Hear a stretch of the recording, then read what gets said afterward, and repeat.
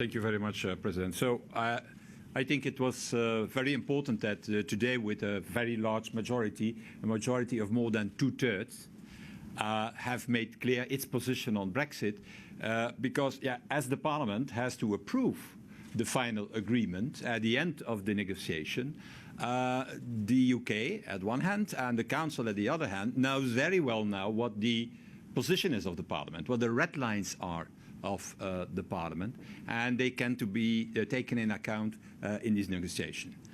You have read yourself the resolution that has been adopted with this large majority. I think it's a coherent, comprehensive resolution. Citizens first, borders issue, the Good Friday Agreement, don't touch it. A single market, don't touch it either. The 4 freedoms needs to be respected and in this future agreement. And I'm very proud that finally all pro-European groups, the PP, the Socialists, Greens, GUE, and our own group could back this proposal. Last point, it's very clear what the message of the Parliament is. We ask to be very firm towards the UK authorities, because we cannot accept that the status outside the Union as a country is more favorable than a membership of the Union.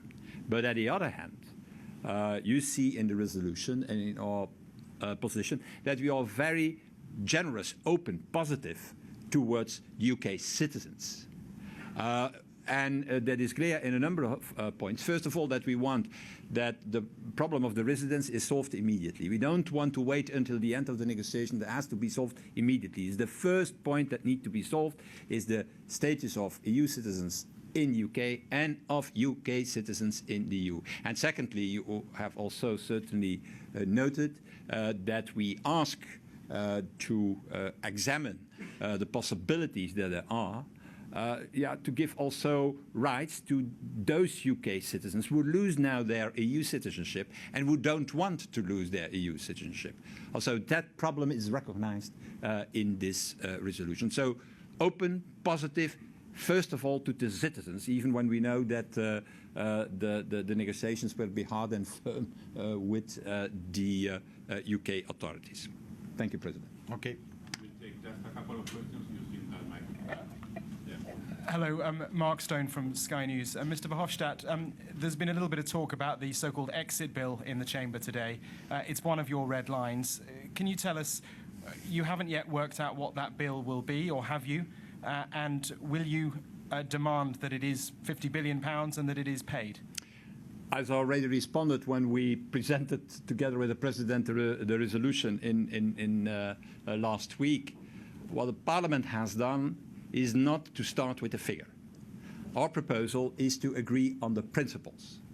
And if we can agree with UK authorities on the principles, that all commitments have to be taken on board, that all liabilities have to be on the table, also the contingent liabilities, well, then it will be easy at the end. Because if you agree on the principles, well, then you apply the principles and you have a figure. So that's the reason why you don't find a figure in the resolution, but a clear principle on how to deal with the financial settlement. And Mr. Verhofstadt, so Mr. Farage's view that it's actually you that owes Britain money? Sorry? Mr. Farage's view was that it is the EU that owes Britain money. And I don't think that Mr. Farage's view is the benchmark in this negotiation. Thank you. Okay, next question. So my question was asked, but then the next question about, first of all, Nigel Farage, because you mentioned to the President if he would be reprimanded for his today's allegory,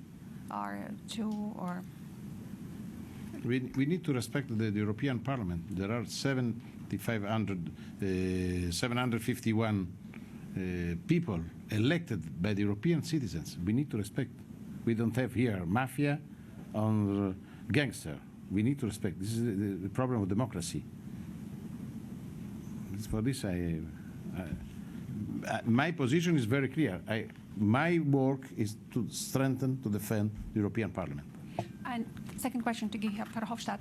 Do you support dual nationality? Because our German president here said that he sees it as the right way that Europeans can have dual nationality, also that Brits have dual nationality with EU countries?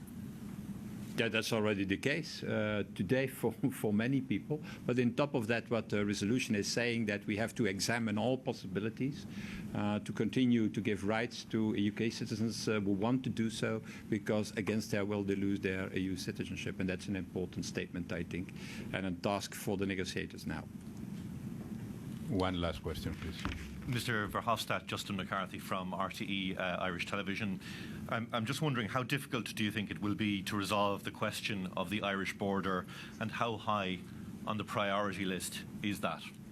It will be very difficult, and it will be very high on the priority list. And for the Parliament is an essential point.